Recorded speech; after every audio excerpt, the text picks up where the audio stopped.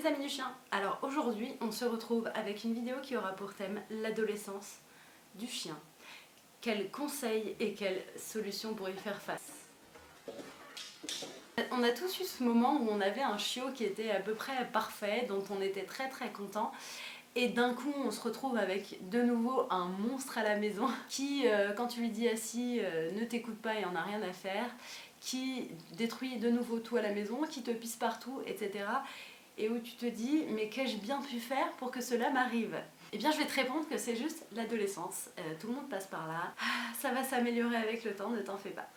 Alors si tu me connais pas, je m'appelle Déborah, je suis éducatrice et comportementaliste pour les chiens en méthode positive et amicale et je suis également éleveuse de bergers australiens. J'ai ouvert cette chaîne pour pouvoir aider tous les propriétaires à mieux éduquer leurs chiens mais surtout à mieux les comprendre. Si t'es pas abonné et que t'es passionné par les chiens, que t'as envie d'en savoir plus, je t'invite à t'abonner tout de suite.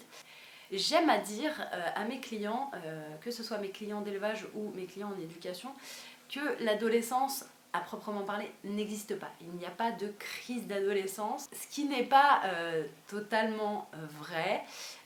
Tu vas comprendre tout au long de la vidéo pourquoi je tends à dire que c'est pas vrai, mais en gros c'est juste pour que les gens se disent qu'il n'y a rien qui provoque cette crise d'adolescence, si ce n'est le fait que généralement on lâche un peu l'affaire sur l'éducation arrivé à un certain âge.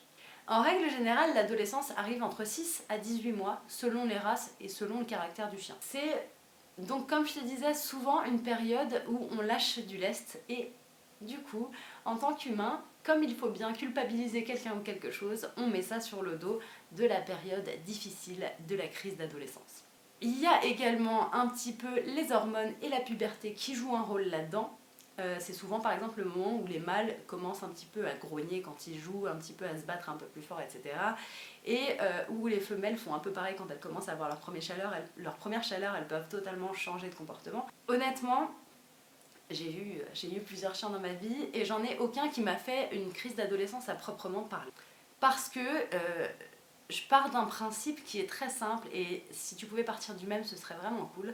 Dis-toi que jusqu'à 1 an, voire 1 an et demi, tu dois continuellement faire des apprentissages à ton chien et ne jamais rien lâcher.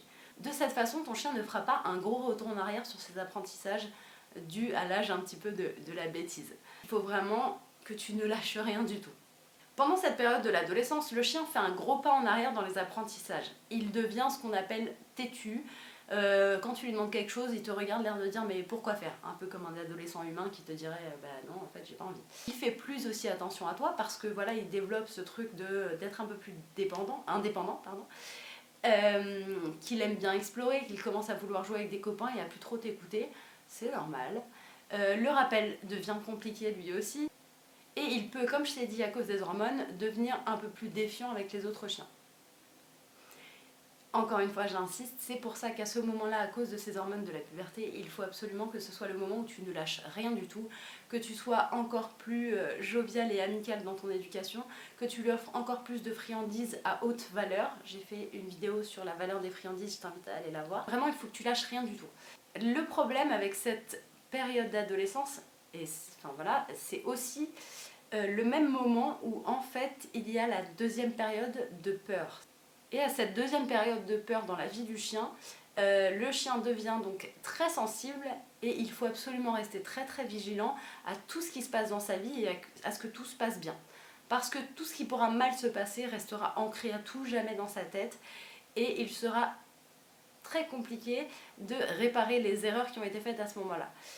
Évite donc les chiens qui pourraient attaquer ton chien ou les rencontres qui pourraient très mal se passer. Évite de rencontrer des gens qui pourraient être un peu trop bruts avec ton chien, etc. pour éviter qu'il ait peur des autres chiens ou peur des gens.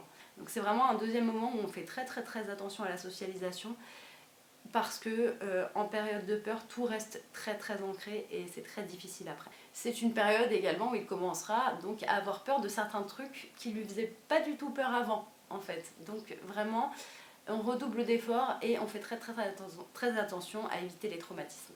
Pour éviter donc que cette période de l'adolescence soit difficile pour toi, il va falloir probablement que tu reprennes toutes les bases de tous les ordres qu'il avait appris avant et que tu continues ensuite à les bosser progressivement et tranquillement Comme si en fait t'avais récupéré un nouveau chiot de 2 mois. C'est les joies de l'éducation du chiot, ça prend du temps.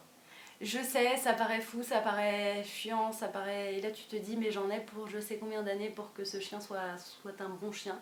Mets tous tes efforts pour faire en sorte que tout soit bien acquis et que tu retravailles bien tout correctement. Je suis désolée de te l'annoncer, mais encore une fois, avancé un an et demi, ton chiot aura toujours des périodes où il va régresser.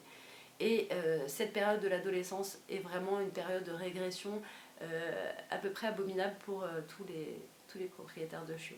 Mais après, une fois qu'elle est passée, et si tu n'as rien lâché, tu verras que tu vas même pas la sentir passer. Voilà, cette vidéo était courte, j'espère qu'elle t'aura plu. Si t'es pas abonné encore une fois, je t'invite à le faire.